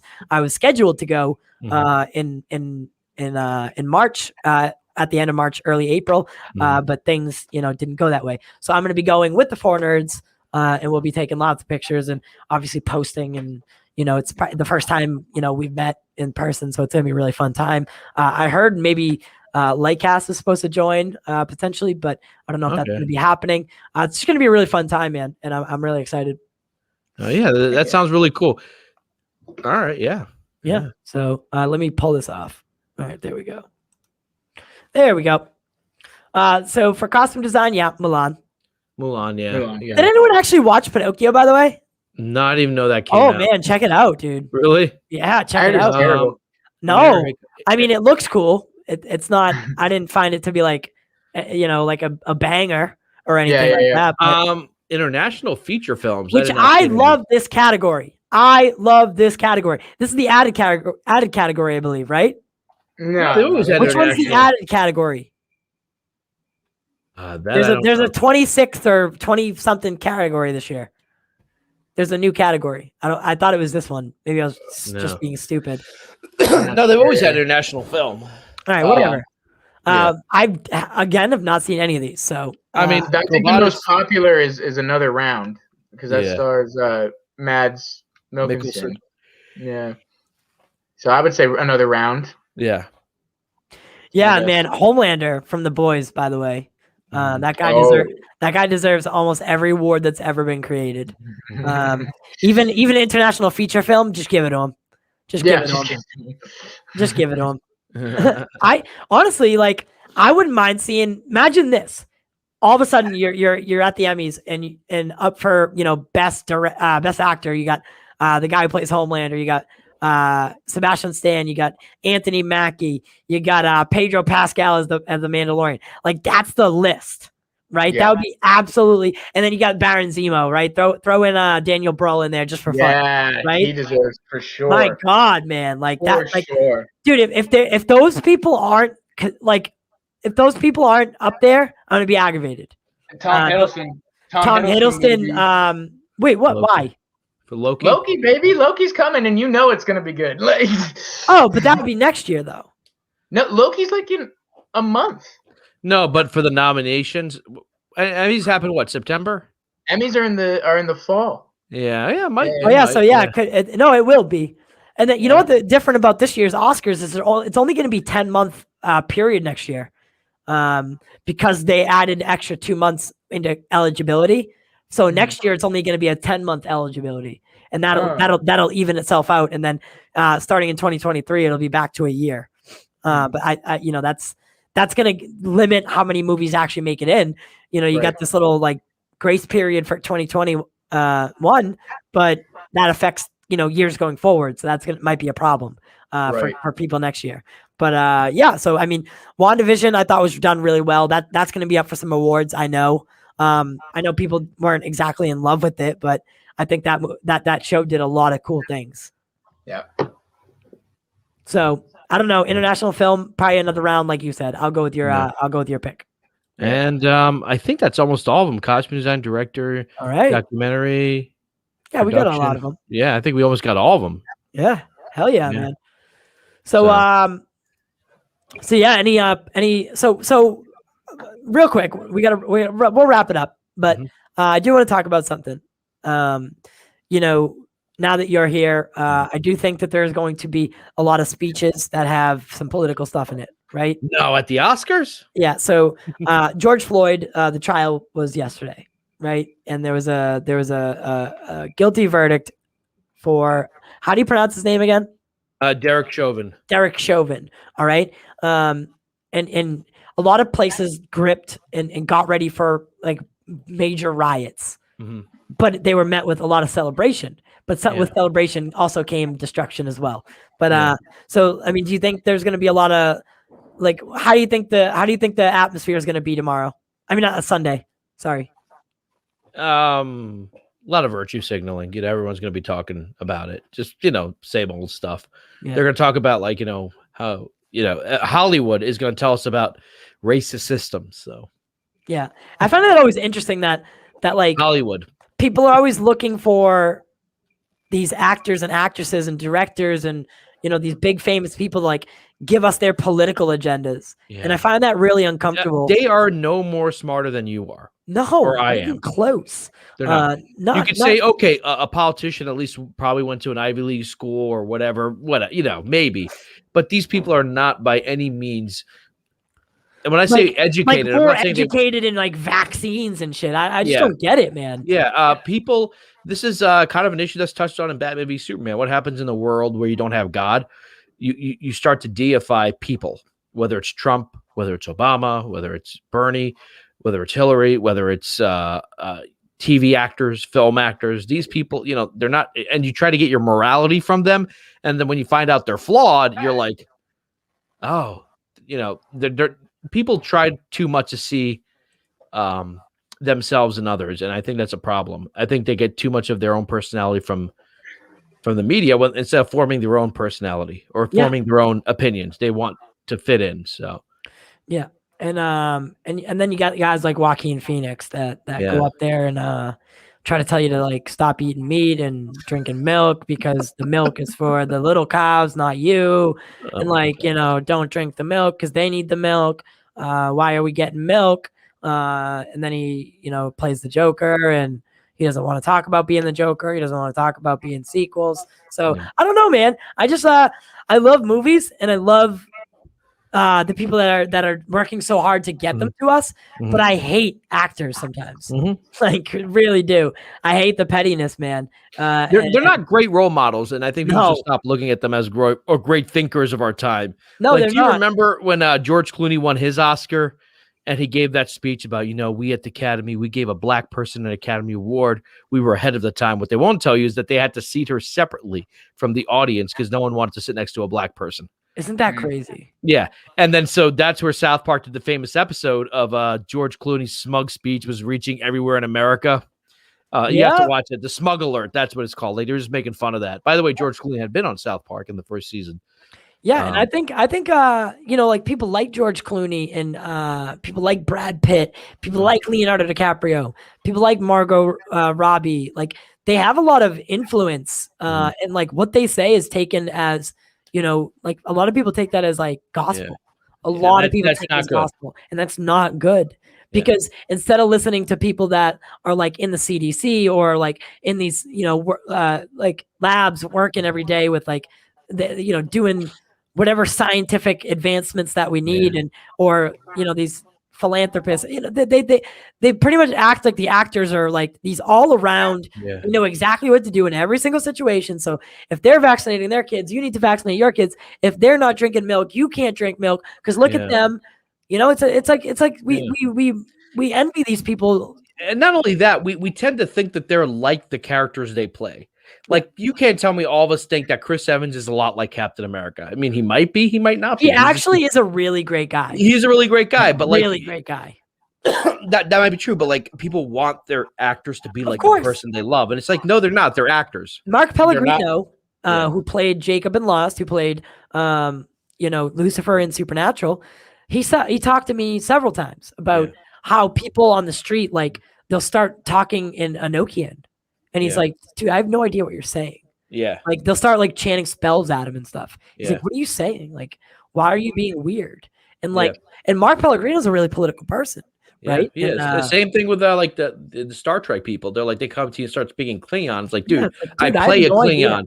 Yeah. When the job's over, I go home, I watch a game. I think the best example of this is Harrison Ford. I think Austin and I were speaking on about it the other day. He He's really doesn't give a crap about he playing. does console not or Indiana care Jones. about Star Wars, man. Yeah. I love it. I really do. I love it.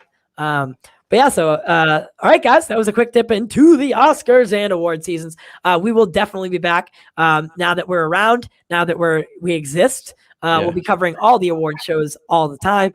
So if you want to know anything that you need to know about nominations, categories, we'll do a little bit better job next time. I think this was I should have made more graphics that were ours, but we'll do that next time. And I thought this was really fun though.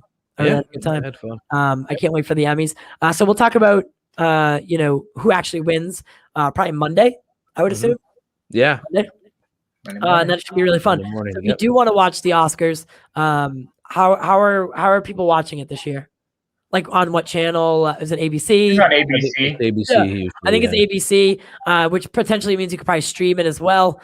But the Oscars are this Sunday, guys. So head out and check them out. But don't forget that on Friday, we will be at Showcase Cinemas.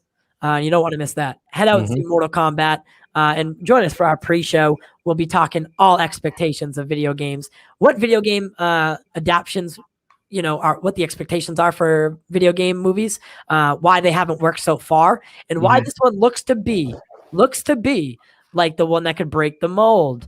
Get out and support your local theaters and be Showcase safe. Head over, guys, to KYE Kai CBD. Oh my god, I almost said CBD. CBD. Use code POP. Get 10% off all the CBD products.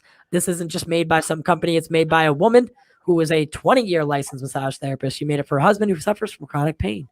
Get over there. Mention Pop Culture Corner. Get 10% off. And as always, brought to you by Bonk's Bar. Head over on Tuesday or any day of the week. Get some great seafood. And mention to Jack on Tuesdays that you're there from Pop Culture Corner and get a free beer. Is it just beer, Jack? Are you cheap? I get a mixed drink. Get a mixed drink. They can get a mixed And drink. they get a mixed drink. They can get a mixed drink. All right. Nothing top shelf though. Don't get like a nothing top. Dom Perignon, Nothing top shelf, guys. Perignon. Nothing top shelf, guys. But you can get a free drink on Jack on the Pop Culture Corner, guys. We'll be back tomorrow morning for the morning pod. Join us at 10 o'clock. My internet's finally fixed. Join us at 10 o'clock for the morning show, and then tomorrow night for nerds, and then tomorrow night into tomorrow morning. Into Thursday, Friday, into something. Join us for the watch party. It's gonna be fun. Tomorrow's gonna be a long day. It's gonna be a great day, and it's gonna be a great day for the Pop Culture Corner. We'll see you next time. We do it for you. And we do it for the culture. Yay! They got it.